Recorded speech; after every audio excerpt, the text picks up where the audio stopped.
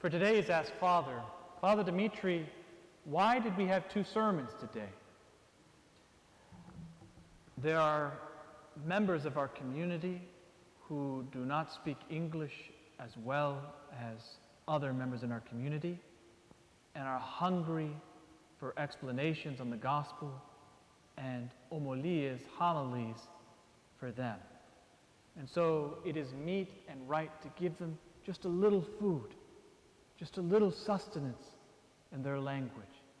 And so going forward, after the gospel, I will be giving a small homily in Greek for those individuals in my main sermon at the end. But my other and more important Ask Father is, Father Dimitri, what is a good marriage? And the reason why I posit this question is because today we celebrate the martyrs Mavra and Timothy. And these two saints you've probably never heard of. They are quietly there. And yet I tell you, they are the icon of marriage.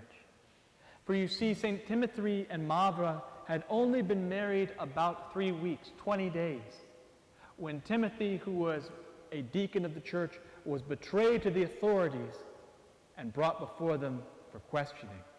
They knew that he held in his possession books, scriptures, letters, epistles, all of the things in the early church that were necessary for the church to survive. The writings of the fathers of that time, the writings of the letters from Paul, Peter, all of these things that were necessary for his community, Timothy had them. And he was not going to give them up. They said to him, "Give them to us." He said, "These are like my children. I could not give my children to you to be burned. Neither will I give you these scriptures." And so, after torturing him brutally, they realized, wait, he's a newlywed. Let us go and bring his young wife to him. She will convince him. They've got a long life ahead of them, many years for happiness, children.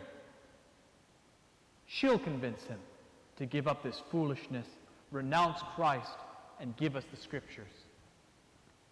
What they did not expect was Mavra to go, cradle her husband's face in her hands, kiss his forehead and say, "Continue the good fight, my love. Do not give up. Do not give in. Christ is in our midst. Where 2 or 3 are gathered, I am in the midst of them. I am with you now, my husband. Christ is with us. Endure." Seeing her faith, they were enraged. They scalped her. They ripped out her fingernails. They cut off her breasts. But they saw that this was not achieving their desired effect. Rather, it was emboldening the two of them, who sang hymns to one another. When people would smack them in the face, they would sing louder of the glory of God. And finally they said, "Fine, since you two will not give up, then we are going to kill you in the most horrific way possible. You will both be crucified." And so they hung them both on a cross, facing one another. And they did this so that they could look at each other and say, "I am suffering because of you," not recognizing that this is what they wanted.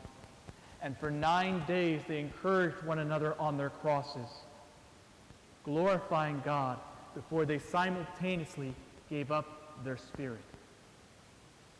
Why is this an icon of Christ? Why is this an icon of marriage?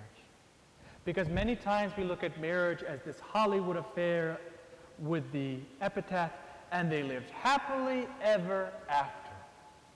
Anyone that has been in marriage can tell you there's no such thing as happily ever after. It is a struggle. Marriage is a garden. There's many more good than bad, but it is not a fantasy. It is a struggle. And why is it a struggle? Because the enemy wants to sow division between the two people that God has brought together.